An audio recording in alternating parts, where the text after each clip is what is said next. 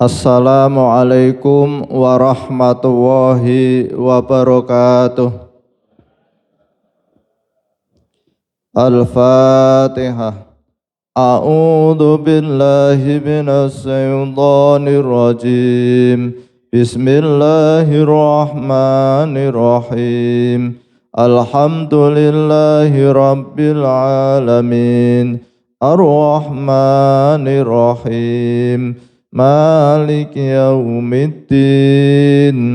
Iyyaka na'budu wa iyyaka nasta'in. Ihdinas siratal mustaqim. Siratal ladzina an'amta 'alaihim ghairil maghdubi 'alaihim waladdallin. Amin. Bismillahirrahmanirrahim.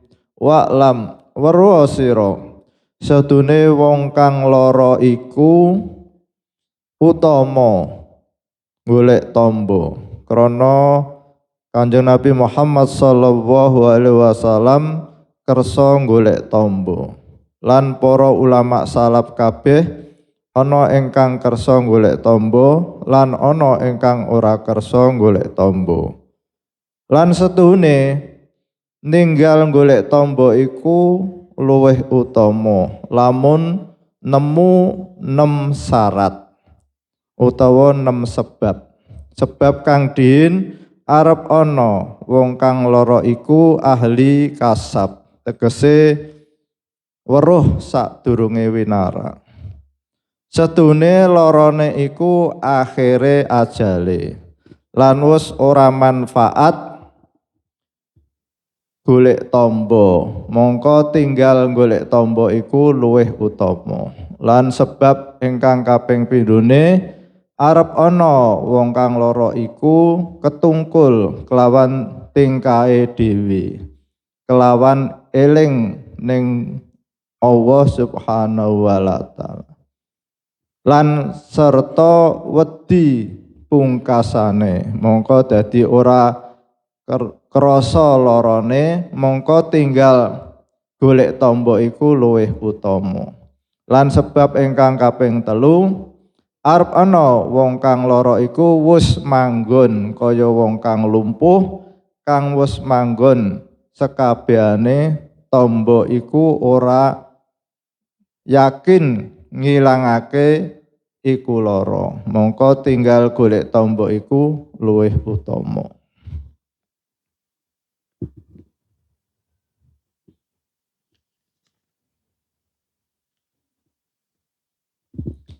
Bismillahirrahmanirrahim. Bapak Ibu jamaah salat subuh Masjid Al-Hikmah Arya Mukti Pedurungan Kota Semarang yang dimuliakan oleh Allah Subhanahu wa taala. Alhamdulillahirabbil alamin. Pada pagi hari ini kita tetap istiqomah mengkaji warisan leluhur kita, yaitu kitab karya Mahaguru Ulama Nusantara Simbah Ki Haji Sholeh Darat As-Samaroni. Pagi hari ini kita mengkaji kitab Munjiat halaman 115 baris yang ke-14, yaitu tawakalnya orang yang sakit. Jadi mencari obat atau mencari kesembuhan itu dianjurkan oleh Rasulullah SAW. Dan Rasulullah sendiri ketika sakit juga mencari obat. Dan juga ulama-ulama dahulu ketika sakit juga mencari obat. Tetapi ada sebagian ulama yang tidak mau mencari obat karena kuatnya tawakal. Jadi kunci tawakal itu puncaknya adalah tauhid. Tauhid itu tidak ada yang menyembuhkan kecuali Allah. Sakit itu datang dari Allah dan kesembuhan juga dari Allah. Tidak ada yang memberi rezeki kecuali Allah. Tetapi oleh Mbah Soleh Darat ini ada kesalahan ketika ulama itu tidak mencari obat kecuali ada 6 sebab oleh Mbah Kiai Soleh Darat. Coba nanti kita ure satu persatu. Jadi bagi kita itu sudah merupakan hal yang umum. Ketika kita sakit pasti cepat-cepat mencari dokter atau mencari obat. Orang tidak betah. Rasulullah Shallallahu Alaihi Wasallam bersabda, tadawau ya ibadallah fa inna waha khalaqad da'a wad dawa'a fa inna waha khalaqad da'a wad dawa'a. Berobatlah wahai hamba Allah bahwa Allah itu mengadakan penyakit, Allah itu menjadikan penyakit dan juga menjadikan obatnya. Nah ini buat pegangan kita. Jadi ketika kita sakit, maka kita punya keyakinan bahwa sakit ini datangnya dari Allah Subhanahu wa Ta'ala. Dan kesembuhan itu pun datangnya dari Allah Subhanahu wa Ta'ala. Karena Allah menjadikan penyakit dan menjadikan obatnya. Adapun obat dan dokter itu adalah sebagai sarana. Jadi jangan sampai kita itu salah paham. Seolah-olah kita mengklaim bahwa obat ini yang menyembuhkan, itu kesalahan besar bagi kita. Jadi kita tetap punya keyakinan bahwa yang menyembuhkan itu Allah Subhanahu wa Ta'ala. Karena yang menjadikan obat, yang menjadikan dokter itu adalah Allah Subhanahu wa Ta'ala. Sehingga kadang-kadang kita karena fanatiknya dengan Pak Dokter, wes pokoknya nak ora dokter Pak Ali ora mari. Nah ini walaupun toh kenyataannya seperti itu. Saya sendiri juga pernah mengalami seperti itu. Ketika anak saya Ayi itu hampir setiap bulan harus ke rumah ke dokter.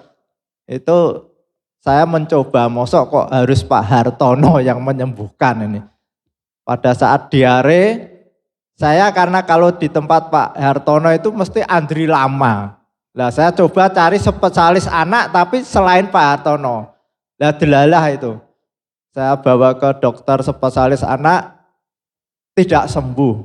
Paginya tambah parah. Saya bawa ke Ketileng, juga spesialis anak, tidak sembuh. Akhirnya ke Telogorejo. Telogorejo kamarnya penuh, terus dirujuk ke Romani.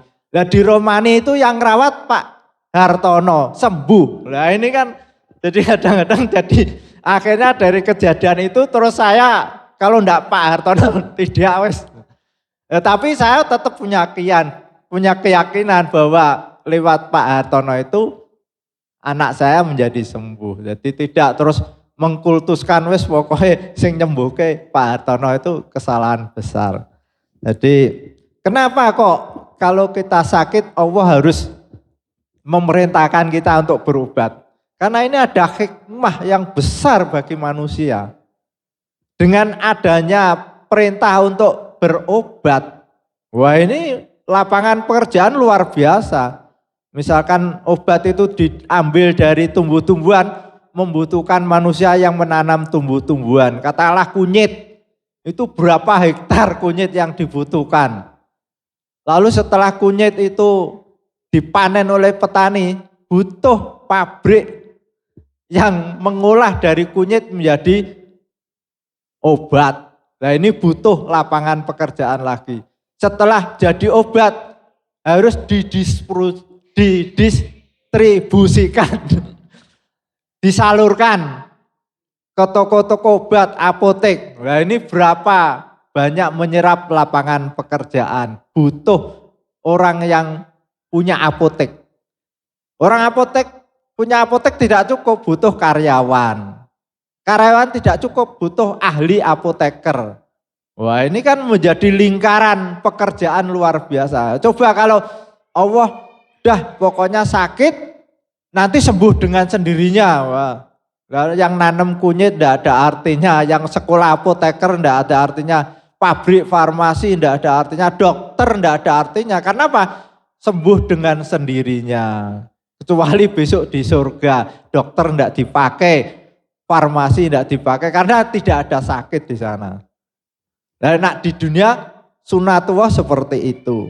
Nah, ini ada satu riwayat saya baca di kitab Ihya Ulumuddin. Nah, ini bisa kita jadikan pegangan. Dulu Nabi Musa itu sakit berbulan-bulan. Lalu didatangi oleh tabib Bani Israel. Nabi Musa, mbok coba minum obat ini. Biasanya itu kaum kami kalau minum obat ini itu sembuh. Enggak, saya enggak mau minum obat. Nanti Allah yang menyembuhkan. Benar, sampai berbulan-bulan tidak sembuh-sembuh sakitnya. Lalu dapat wahyu dari Allah Subhanahu wa taala, Musa, kenapa kamu kok mau membatalkan sunahku dengan tawakalmu? Nah, ini lalu dari firman Allah Subhanahu wa taala ini dipahami oleh Nabi Musa bahwa minum obat itu merupakan sunatullah. Akhirnya Nabi Musa manggil Bani Israel itu untuk ngasih obat. Nah, setelah diminum sembuh. Nah, akhirnya Nabi Musa, berarti benar ada hikmah yang luar biasa buat umat manusia dengan berobat itu. Akhirnya ya Nabi Musa, kalau begitu umatku kalau sakit ya saya minta untuk berobat. Nah, ini buat kita. Lah ini dulu zaman dahulu itu ulama-ulama ada dua kelompok. Ada yang berobat dan ada yang tidak mau berobat. Ya dengan alasan karena penyakit ini datang dari Allah, yang menyembuhkan juga Allah, sehingga tidak mau berobat. Lah oleh Mbah Kiai Soleh Darat itu orang tidak berobat boleh-boleh saja asal satu, yaitu seorang yang sudah tingkat tinggi, yang sudah cara bahasane winara apa Pak Mbak? Jadi tahu sebelum kejadian itu. Nah, itu dibuka kasaf. Jadi sudah membuka novel. Membaca novelnya bahwa dengan penyakit ini akan menjadikan dia meninggal. Maka dia tidak berobat, tidak apa-apa. Karena tahu bahwa sebentar lagi akan meninggal. Nah, ini orang-orang yang kelas tinggi ini. Lalu yang kedua yaitu orang yang benar-benar sibuk dengan akhir hayatnya. Jadi ketika dia sakit itu berpikirnya nanti saya husnul khotimah apa? Su'ul khotimah. Sehingga dia benar-benar munajat dengan Allah Subhanahu wa taala. Ya Allah, kalau saya akhir hidup ini jadikanlah orang yang husnul khotimah, sehingga terus memohon pada Allah Subhanahu wa taala. Karena tahu bahwa amal segunung, amal kebaikan segunung, kalau akhir hayatnya itu tidak husnul khotimah, itu tidak ada artinya. Sehingga dengan rasa takutnya kematian yang tidak husnul khotimah, dia terus ketika sakit itu munajat terus dengan Allah Subhanahu wa taala agar diberi husnul khotimah. Nah ini boleh Mbak Kiai. Atau yang ketiga itu adalah penyakit yang sudah lama. Ini kelas kita. Jadi sudah berobat ke sana kemari, apapun yang diucapkan orang itu sudah dituruti. Oh, udah sana ada dukun, sana ada dukun. Ya Pak Bambang ya, kadang-kadang kan begitu sudah saking jengkelnya kata barangkali ya, sudah apapun sampai kadang-kadang dinalar ndak masuk ya juga dituruti karena ingin sembuh itu. Nah, orang yang katakanlah penyakit lumpuh oleh Mbah Kiai dikatakan penyakit lumpuh yang kemungkinan obat itu sudah tidak bermanfaat lagi, maka orang yang seperti ini itu tidak berobat, tidak apa-apa. Lalu yang keempat itu, nah ini kelas tinggi, kita enggak. Jadi ada orang yang sakit itu justru bersyukur. Karena sakit ini pemberian dari Allah Subhanahu wa taala, bukan permintaan kita. Apa ada orang pernah minta sakit? Nah, pemberian Allah dengan amal kita itu lebih berharga pemberian Allah. Kita sholat, kita puasa, itu amal kita berikan pada Allah Subhanahu wa taala. Jadi kita sholat itu seolah-olah memberikan amal kepada Allah Subhanahu wa taala. Sedangkan sakit itu Allah memberikan pada kita. Maka ada orang yang mengatakan bahwa dengan sakit ini saya diberi pahala besar oleh Allah Subhanahu wa taala untuk sabar. Nah, sabar ini kalau menurut kajian tasawuf berkaitan dengan hati. Amal hati yang 1 botol ini dengan amal lahir sholat, yang gerakan badan itu baca Al-Quran, 1 gunung, itu lebih berharga amal hati. Jadi kita sakit sabar itu Pak Bambang ya, itu dengan sholat beribu-ribu rakaat, itu pahalanya lebih besar ketika kita sakit sabar. Tapi abot Pak Bambang ya. Jadi untuk sabar menerima bahwa sakit ini pemberian dari Allah Subhanahu wa taala itu tidak mudah. Jadi ketika orang menganggap bahwa sakit ini mendatangkan pahala dengan pahala sabar, maka dia tidak berobat, tidak apa-apa. Lalu yang kelima yaitu pembersih dosa. Nah, jadi Rasulullah bersabda ketika seorang mukmin kena duri itu adalah penebus dari dosanya. Itu duri. Kalau sakit berbulan-bulan maka dosanya itu akan rontok. Sehingga seseorang yang diuji oleh Allah Subhanahu wa taala sakit berlama-lama dan akhirnya meninggal, asal dia itu rela dan sabar, insya Allah datang kepada Allah Subhanahu wa taala itu dalam kondisi bersih tanpa membawa dosa. Walaupun amal ibadahnya lahir itu tidak sempurna. Katakanlah orang yang lututnya ini sakit sehingga ketika sujud tidak sempurna sujudnya, itu pahalanya lebih besar daripada kita yang sempurna. Ya Pak Kabul ya. Jadi maka Pak Kabul harus bersyukur. Karena ketika sholat itu pahalanya lebih besar daripada saya.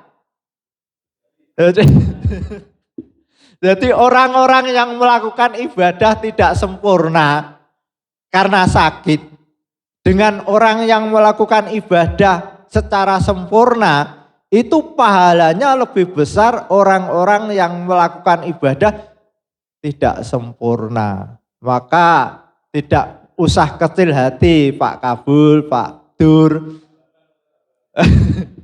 Jadi justru harus bersyukur.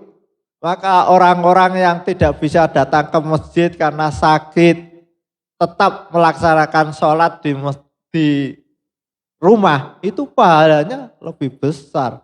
Karena memang itu fadl dari Allah Subhanahu wa taala. Tapi kuncinya itu Pak Bambang diingat kuncinya ya. Harus rela dan sabar loh. Kalau tidak rela dan sabar, pahala itu akan hilang. Lalu yang keenam, ini juga bagi kita ini. Jadi ketika orang sehat itu biasanya itu nafsunya lebih kuat.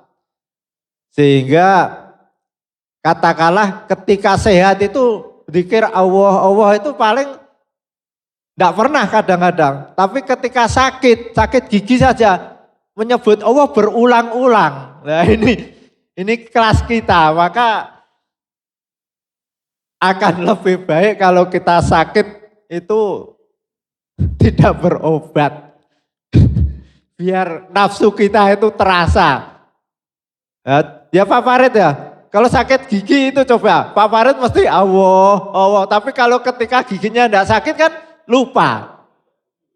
Al-Fatihah. A'udzu billahi minasyaitonir rajim. Bismillahirrahmanirrahim. Alhamdulillahirabbil alamin. Arrahmanir rahim. Maliki yaumiddin. Iyyaka na'budu wa iyyaka nasta'in. Ihdinas siratal mustaqim. Siratal ladzina an'amta 'alaihim ghairil maghdubi 'alaihim waladdallin. Amin. Subhanaka Allahumma wa bihamdika asyhadu an la ilaha illa anta astaghfiruka wa atubu ilaik. Wassalamualaikum warahmatullahi wabarakatuh.